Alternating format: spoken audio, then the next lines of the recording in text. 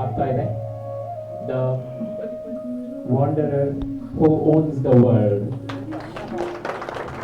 The wanderer who owns the world.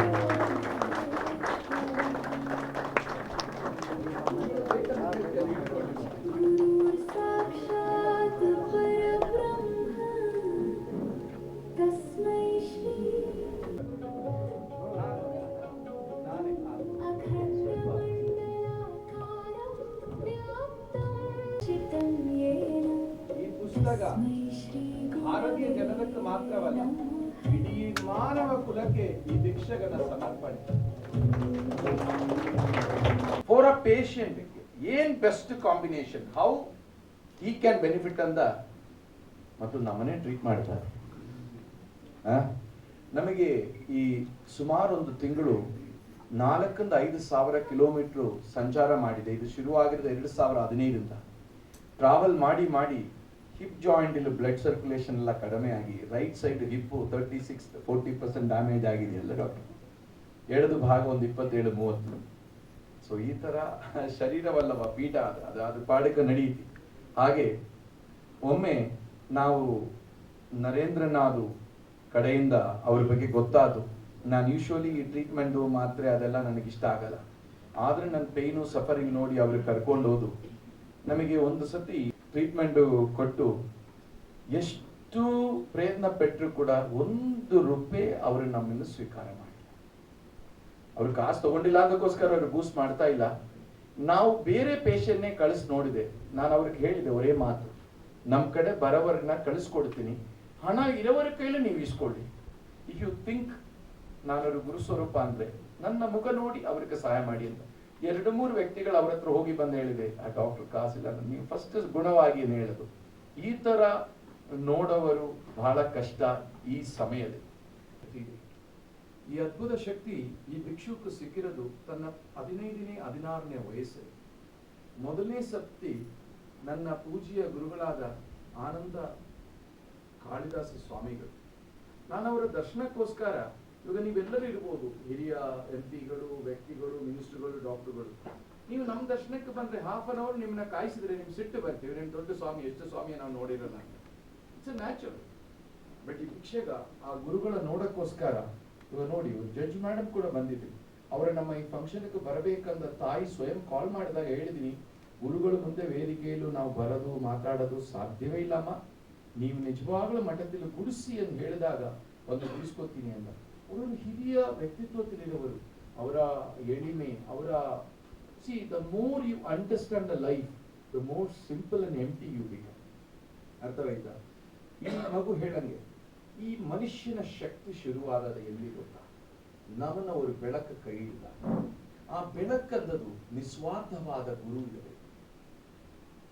ನಿಸ್ವಾರ್ಥವಾದ ಗುರು ಇರಬೇಕು. ಕಾರಣ ನಮಾಮಿ ಸದ್ಗುರುಂ ಶಾಂತಂ ಪ್ರತ್ಯಕ್ಷಂ ಶಿವರೂಪಿಣಂ ಶಿರಸಾಲ್ ಯೋಗಪೀಠಸ್ಥಂ ಸರ್ವ ಕಾಮಾರ್ಥ ಸದಯೇ. ಓಂ ಶ್ರೀಮಲ್ ಗುರುವೇ ನಮ. ಓಂ ಶ್ರೀ ಪರಮಗುರು ದೇಶಿಕ ಮೂರ್ತಿ ನಮ. ಓಂ ಶ್ರೀ ಸದ್ಗುರು ಚರಣಾರವಿಂದಾಭಿಗಣ. ಗುರುಪ್ರಸಾದೇನ ವಿನಾನ ಬುದ್ಧಿಂ, ಗುರುಪ್ರಸಾದೇನ ವಿನಾನ ಯುಕ್ತಿಂ, ಗುರುಪ್ರಸಾದೇನ ವಿನಾನ ಸಿದ್ಧಿಂ, ಗುರುಪ್ರಸಾದೇನ ವಿನಾನ ಮುಕ್ತಿ.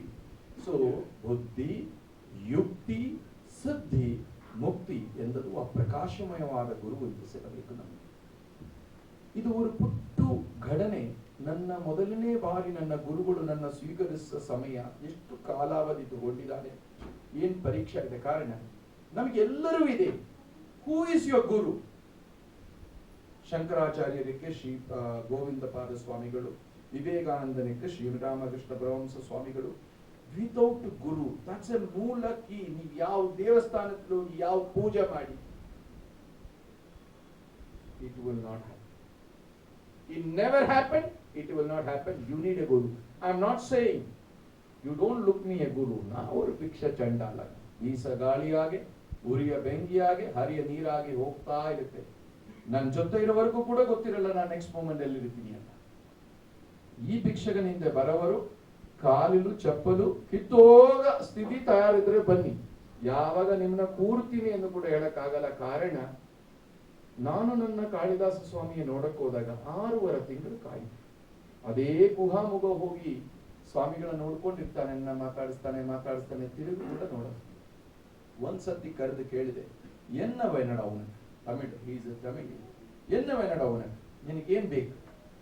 ಸ್ವಾಮಿ, ಕಾಳಿಯ ಪಾಕಣ, ಅಮ್ಮನ ಅನುಗ್ರಹ ಬೇಡ, ನಿಮ್ಮ ಆಶೀರ್ವಾದ ಬೇಡ ನನಗೆ. ತಮಿಳು, ನನಗೆ ದೇವಿ ಅಮ್ಮ ಕಾಳಿ ನೋಡಬೇಕು, ನಮಗೆ ಅಮ್ಮನ ಆಶೀರ್ವಾದ ಬೇಕು, ನನಗೆ ನಿಮ್ಮ ಪಾದಾರವಿಂದದ ಆಶೀರ್ವಾದ ಬೇಕು. ಅವಾಗ ಅವ್ರು ಹೇಳಿದೆ, ಬಾ. ಫಸ್ಟ್ ಬಾ ಅಂತ ಹೇಳಕ್ ಮುಂಚೆ ಎಷ್ಟು 6.5 ತಿಂಗಳು ಆ ಬೆಟ್ಟ ಮೇಲೆ ಊಟ ಇಲ್ಲ. ಅಲ್ಲಿ ಸುತ್ತಮುತ್ತ ಕನ್ಯಾಕುಮಾರಿಲು ಮರುದುಮಲೆ ನೀವು ಒಂದು ಸತಿ ಹೋಗಿ ನೋಡಿ, ಸುಮಾರು ಪುಟ್ಟ ಟೆಂಪಲ್ ಇದೆ. ಅಲ್ಲಿ ಯಾರೋ ಒಬ್ರು ಹಣ್ಣು ತಂದಾಕ್ತಾನೆ, ಪೂರಿ ತಂದಾಕ್ತಿದೆ, ತಿನ್ನಬೇಕು, ಅಲ್ಲಿಂದ ಬರ ನೀರು. ಹಾಗೆಲ್ಲ ಇದ್ದಾಗ ಒಂದ್ಸತಿ ಸ್ವಾಮಿ ಕರೆದು ಕೇಳಿ, ಬಾನ್ ಕರೆದು ಜೊತೆ ಹೋಗ್ತಾ ಇದೆ. ಕಣ್ಣನ್ನು ನೀರು, ಮೂಗುನ್ನು ಗೊಣ್ಣೆ ಎಲ್ಲ ಬರುತ್ತೆ. ಆ ಬಾಲ್ಯ ಟೀನೇಜ್ ವಯಸ್ಸು. ಕಾರಣ ಗುರುಗಳು ಕರೆದಿದ್ದಾನೆ. ಪರಮಾನಂದ. ಒಂಥರ ಈ ಹಿಪ್ನೋಟಿಕ್ ಸ್ಲೀಪ್ ತರ. ಎಲ್ಲಿ ಹೋಗ್ತಿ, ಏನ್ ಮಾಡ್ತೀವಿ ಶರೀರ ಅಂತ ಗೊತ್ತಿಲ್ಲ.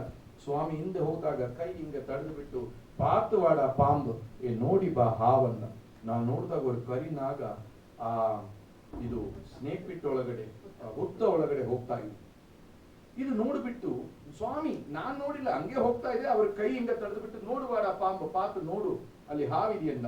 ನಾನು ಬೇಗ ಜರ್ಕೊಡುದು. ನಿಮ್ ಮುಂದೆ ಹೋಗೋರು ಕರಿನಾಗ ಇದ್ರೆ ಹೆಂಗ ಅನ್ಸುತ್ತೆ? ಎಷ್ಟು ಧೈರ್ಯ. ಫಸ್ಟ್ ಕಿರಿಚಿದೆ, ನಾವು ಅದೇ ತರ ಕಿರಿಚಿದೆ. ಕಿರಿಚ ಮೇಲೆ ಆ ಹಾವುದ ಸಂಪೂರ್ಣ ಟೈಲು ಹುತ್ತ ಒಳಗಡೆ ಹೋದ್ಮೇಲೆ ಸ್ವಾಮಿ ನನ್ನ ಹಿಂಗೆ ನೋಡ್ಬಿಟ್ಟು, ಪೋಡ್ರ ಕೈ ಒಳಗಡೆ ಅಂತ ಏನ್ ಹೇಳ್ತಾನೆ, ಹುತ್ತ ಒಳಗಡೆ ನೀ ಕೈ ಇಡು ಅಂತ. ಸುಧೀರ, ನೀ ಯಾವ್ದು ಪೊಲೀಸ್ ಆಫೀಸರ್ ಆದ್ರೂ ಹೇಳ್ತಾನೆ ಕಂದ, ನನಗೆ ಸ್ವಾಮಿ ಬೇಡ, ಹಾವು ಬೇಡ, ದೇವಿ ಬೇಡ, ಜೀವ ಸಾಕು ಅಂತ. ಸತ್ಯವಲ್ಲವಾ? ಬಟ್ ಆ ದೇವಿನ ಮಾತ್ರ ನೋಡಬೇಕಂತ ಆಸೆಪಟ್ಟ ಆ ಟೀನೇಜ್ ಹುಡುಗನ ಇದೆಯತ್ತಲು ಗುರುಗಳು ಕೈ ಹಿಡಿದಿಲ್ಲ. ಬಟ್ ಅವರಿಂದ ಮುಕ್ತಿ ಎಂದು ಹೇಳಿಬಿಟ್ಟು ಕೈ ಒಳಗಡೆ ಇಟ್ಟದು. ಹಾವು ಹಿಸ್ ಸೌಂಡ್ ಮಾಡಿದೆ. ನಾ ಅಲ್ಲೇ ಕೂತ್ಕೊಂಡು ಸುಸು ಹೋಯ್ತು. ನನಗೆ ಗೊತ್ತಿಲ್ಲ ಇನ್ನು ಈ ಏನದು ಅಡ್ರಿನಲ್ ಗ್ಲ್ಯಾಂಡ್ ಸ್ಟಿಮ್ಯುಲೇಟ್ ಆಯ್ತು. ನನಗೆ ಗೊತ್ತಿಲ್ಲದ ಭಯ, ಸ್ವೆಟ್ಟು, ಸುಸು ಹೋಯ್ತು. ಬಟ್ಟೆ ಎಲ್ಲ ಸ್ವಲ್ಪ ಗಂಧ ಆಯ್ತು, ಪರವಾಗಿಲ್ಲ. This is the true fact. ಆ ಕೈ ಒಳಗಡೆ ಇಟ್ಟು ಒಳಗಡೆ ಹಾವು ಇಸ್ ಸೌಂಡ್ ಮಾಡ್ತಾ ಇದೆ. ನಮ್ಮ ಶರೀರಕ್ಕೂ ಮನಸ್ಸಕ್ಕೂ ಬುದ್ಧಿ ಗೊತ್ತಿಲ್ಲದ ಸುಸು ಹೋಯ್ತು. ಆ ಹಾವು ಕೈ ಹಿಂಗೆ ಇಟ್ಟಿದ್ದೀನಿ. ಐ ಆಮ್ ಎಕ್ಸ್ಪೆಕ್ಟಿಂಗ್, ಈ ಮನಸ್ಸು ಎಂದ ಒಂದು editing room expecting it bites and I will die. But in the friend of Swami ಮನಸ್ಸಲ್ಲಿ ಇಷ್ಟೇ ಓಡೋದು, ಭಯ. ಗುರುಗಳು ಮುಕ್ತಿ ಕೊಡ್ತಾರೆ, ಇನ್ನೊಂದು ಜನ್ಮ ಆದ ಆ ಪಾದ ಸೇವೆಯಲ್ಲಿ ಹುಟ್ಟುಬೋದು ಅಷ್ಟೇ, ಬೇರೆ ಏನೂ ಆಸೆಗಳಿಲ್ಲ. ಏನಾಯ್ತೆ, ಆ ಹಾವು ನನ್ನ ಕೈ ಮೇಲೆ ಇಸ್ಲಾಂಗವೇ ಅದು ಹಿಂಗೆ ಮೂವ್ ಆಗಿ ಕೈ ಮೇಲೆ ಹೋಯ್ತು. 2ನೇ ಸತಿ ಸ್ವಲ್ಪ ಉಳಿದಿರೋ ಸುಸು ಬಂತು. ಬಿಕ್ಕಿ ಅಳುದು. ಆಮೇಲೆ ನನ್ನ ಹಿಂಗೆ ಕೈ ಹಿಡಿದು ಬಿಟ್ಟು ನನ್ನ ಕರ್ಕೊಂಡು ಹೋಗಿ ಮರುದುಮಲೆ ಮೇಲೆ ಗುಹೈಲು ಎಲ್ಲಾ ಬಟ್ಟೆ ಬಿಚ್ಚಿ ತಲೆ ಮೇಲೆ ನೀರು ಹಾಕಿ ಕೂಡಿಸಿದ್ರು. That is the beginning of this Yogishwara bhiksha. ಕಣ್ಣು ಬಿಟ್ಟು ನೋಡಿದಾಗ 7 ತಿಂಗಳಾಯ್ತು. ಅವತ್ತು ಹೋಗಿರೋದು ಈ ಐಬ್ರೋಸ್ ಅಲ್ಲ, ಡಿಹೈಡ್ರೇಷನ್ ಹೋಗಿರೋ ಈ ಕೂದಲು ಮತ್ತೆ ಯಾವತ್ತು ಬೆಳೆದೇ ಇಲ್ಲ. ನಾನು ಆ ಸಮಾಧಿ ನಾಚೆ ಬಂದಾಗ ನಾನೊಂದು ಸ್ಕೆಲ್ಟನ್, ಈ ಬೋನಿಲು ಸ್ಕಿನ್ ವ್ಯಾಪರವನ್ನು ಮಾಡಿದೆಯಲ್ಲ ಅಷ್ಟೇ ಇದು. ಆಮೇಲೆ ಗುರುಗಳ ಆದೇಶವಾಗಿ ಇವತ್ತು ನಿನ್ನ ಅಮ್ಮ ನಿನ್ ಜೊತೆ ಇದೆ, ಹೋಗು ಓದು ಅಂತ ಹೇಳಿ SSLC 3ನೇ ವರ್ಷ ಪಾಸ್ ಆಗಿ, ನಮ್ಮ ತಂದೆಯವರಿಗೆ ಫಿನಾನ್ಷಿಯಲ್ ಕಷ್ಟವಾಗಿ ಅಬುದಾಬಿಯಿಂದ ஒரு ವಿಸಾ ಕೊಟ್ಟು ஒரு ಟಾಯ್ಲೆಟ್ ಕ್ಲೀನರ್ ಆಗಿ, ವಿದೇಶ ರಾಜ್ಯದ್ದು ஒரு ಟಾಯ್ಲೆಟ್ ಕ್ಲೀನರ್ ಆಗಿ, ಬಾತ್ರೂಮ್ ಕ್ಲೀನರ್ ಆಗಿ, ಗೋಧಿ ಸಕ್ಕರೆ ಮೂಟೆ ಲೋಡಿಂಗ್ ಅಂಡ್ ಲೋಡಿಂಗ್ ಮಾಡಿ, ಅಲ್ಲಿಂದ ಸ್ಟೋರ್ ಹೆಲ್ಪರ್ ಆಗಿ, ಸ್ಟೋರ್ ಕೀಪರ್ ಆಗಿ, ಕ್ಯಾಶಿಯರ್ ಆಗಿ, ವೇಟರ್ ಆಗಿ, ಅಸಿಸ್ಟೆಂಟ್ FMB ಕಂಟ್ರೋಲರ್ ಆಗಿ, ಮತ್ತು ನನ್ನ ಪ್ರೊಫೆಷನ್ ಪ್ರಕಾರ ಡ್ರಾಫ್ಟ್ಸ್ಮ್ಯಾನ್ ಆಗಿ, ಕಂಪ್ಯೂಟರ್ ಆಪರೇಟರ್ ಆಗಿ, ಅನಿಮೇಟರ್ ಆಗಿ, 3D ಡಿಸೈನರ್ ಆಗಿ, ಆರ್ಕಿಟೆಕ್ಟ್ ಅಸಿಸ್ಟೆಂಟ್ ಆದಾಗ ಹೇಳ್ತಾನೆ, ಆರ್ಕಿಟೆಕ್ಟ್ ದುಬೈಲಿ ಆಗಬೇಕಂದ್ರೆ you must be a bachelor degree or you are not entitle.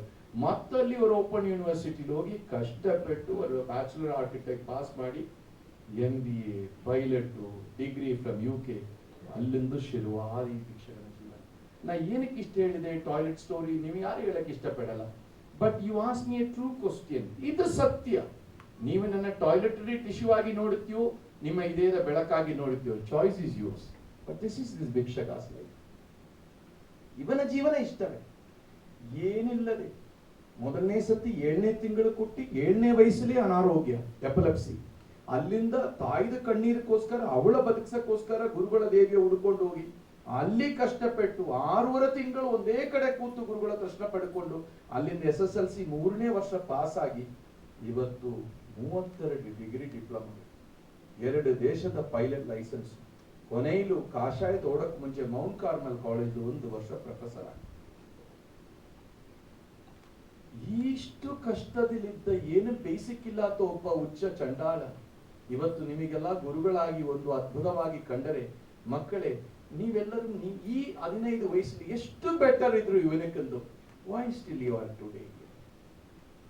Because ಅವ್ರು ಹೇಳಂಗೆ ಒಂದು ತಿಳಿಯದು, read, understand, implement. You stop your life by knowing it ಅಷ್ಟೇ, ಮುಂದೆ ಏನು ಇಂಪ್ಲಿಮೆಂಟೇಶನ್ ಮಾಡೋದಿಲ್ಲ. ಅದಕ್ಕೆ ಕನ್ನಡಿಗ ಪುಸ್ತಕದ ಬಗ್ಗೆ ಹೇಳಿದಾಗ ನಾನು ಏನಕ್ಕೆ ಶ್ರಮ ಪಡೋಣ, ಅಮ್ಮನ ಅನುಗ್ರಹ ಇರಲಿ ಕೇಳೋದು. ಯಾವತ್ತು ಒಂದು ಗುರುಸ್ಥಾನೀಯನಾಗಿರೋ ಒಂದು ವ್ಯಕ್ತಿ ಬಾಯಿಂದ ಅಶಬ್ದಗಳು ಬರಂಗಿಲ್ಲ, ಅಸಾಧ್ಯದ ಬರಂಗಿಲ್ಲ. ಕಾರಣ ನಮ್ಮ ಪರಂಪರೆಯಲ್ಲಿ ತಾಳಿಗಿರಿಯಲ್ಲಿ ಬರೆದಿಟ್ಟು ಕಳಿಸಿದ್ದಾನೆ. ಬಿಕಾಸ್ 1430 ವರ್ಷದ ಒಂದು ಗುಪ್ತ ಪರಂಪರೆ.